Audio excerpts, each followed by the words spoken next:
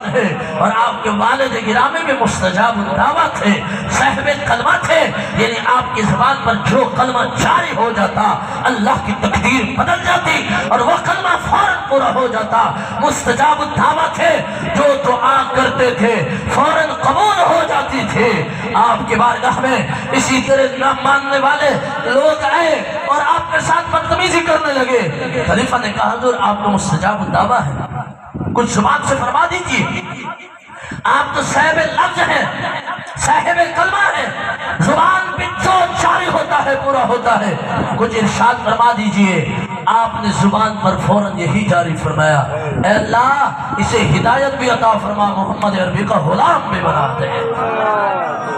اعلیٰ حضرت امام احمد رضا خان احمد بریلوی کا ذکر سننے والوں، یہ تو آپ کے والد گرامی کی کیفیت اور آپ کے دادا جان کی شان اور آپ کے بچپن میں آپ کی سن رہے ہیں۔ آپ نے 4 سال کی عمر میں قرآن پاک نازل آپ نے پڑھ لیا، 6 سال کی عمر میں آپ نے خطاب فرمایا، 13 سال 10 مہینے 5 دن کی عمر یا آگے پیچھے کچھ دن ہو جائے، 13 سال گزر چکے تھے، 14واں آنے کے قریب تھا۔ آپ نے جناب والا مسند فراغت حاصل کی، یہ فراغت درس سے فراغت حاصل کرنے کے بعد آپ کی دستار ہوتی ہے اور سب سے پہلے فوراً فراغت کے بعد آپ نے مسئلہ رضاعت پہ، جو کہ آپ کے دادا جان کے پاس مسئلہ آیا ہوا تھا، تفصیل کے ساتھ مسئلہ لکھا۔ جس وقت آپ نے لکھا اس انداز کو آپ کے دادا جان نے دیکھا، تحریر کو دیکھا، مسئلے کی تحقیق کو دیکھا، تنقیص کو دیکھا، تمام معاملات میں جس وقت غور کیا، آپ نے فرمایا یہ تو مسند افتاء پہ بیٹھنے کے قابل ہے۔ لیکن آپ کے ذہن میں پھر ایک جزئی آئی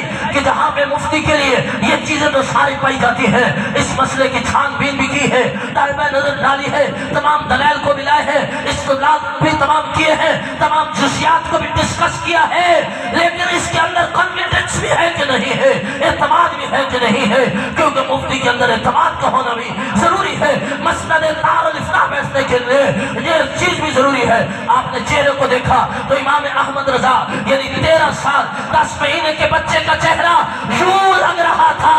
کہ میرے دادا چیک کر رہے ہیں، میرے بابا چیک کر رہے ہیں، میرے استاد چیک کر رہے ہیں، یہ 120 بار چیک کرے، ہم نے تو ٹھیک لکھا ہے، تو ٹھیک لکھا ہے، چہرے سے یہ محسوس ہو رہا تھا۔ تو آپ نے اسی عمر کے اندر آپ کو مسند افتاء پہ بٹھا کے فتویٰ دینے کی بھی اجازت عطا فرما دی ہے۔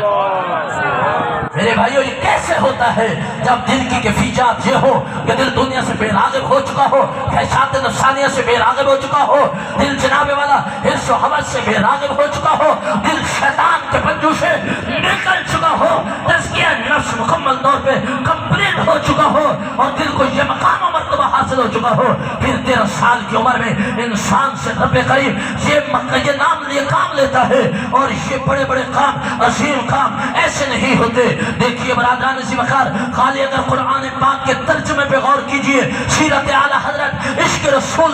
کی بارگاہ میں، محمد عربی کے ادب کی بارگاہ میں، رسول اللہ کے آداب کی بارگاہ میں سیرت اعلیٰ حضرت یوں روز روشن کی طرح عجا نظر آتی ہے۔ حالانکہ اصول تو سب علماء جانتے تھے، لیکن جب ترجمہ کرنے والوں نے ترجمہ کیا اللہ یستہزئ بہم، استہزاء کا معنی مذاق کرنا ہوتا ہے، کوئی بھی ڈکشنری آپ اٹھا کے دیکھ لیں وہ یہی ہوتا ہے، تو سب نے ترجمہ کرنے والے یہی کرتے آئے، اللہ یستہزئ، اللہ مذاق کرتا ہے، کسی نے کیا اللہ ٹھٹھا کرتا ہے، ہم بیٹوی کو دیکھیں تو اس نے یہی کیا، اسماعیل کو دیکھیں اس نے یہی کیا، اشرف علی تھانوی حکیم الامت کو دیکھیں، دیوبندیوں کے حکیم الامت کو انہوں نے بھی یہی کیا۔ بڑے بڑے لوگ ٹھٹھا کرتا ہے، استہزاء کرتا ہے، مذاق کرتا ہے، یعنی اور لفظ نہیں لا سکے، پر جب گشتہ عشق مصطفیٰ، درہ عشق مصطفیٰ، مصطفیٰ کے در کا سچا گدا امام احمد رضا فاضل بریلوی رحمت اللہ علیہ کا قلم آیا،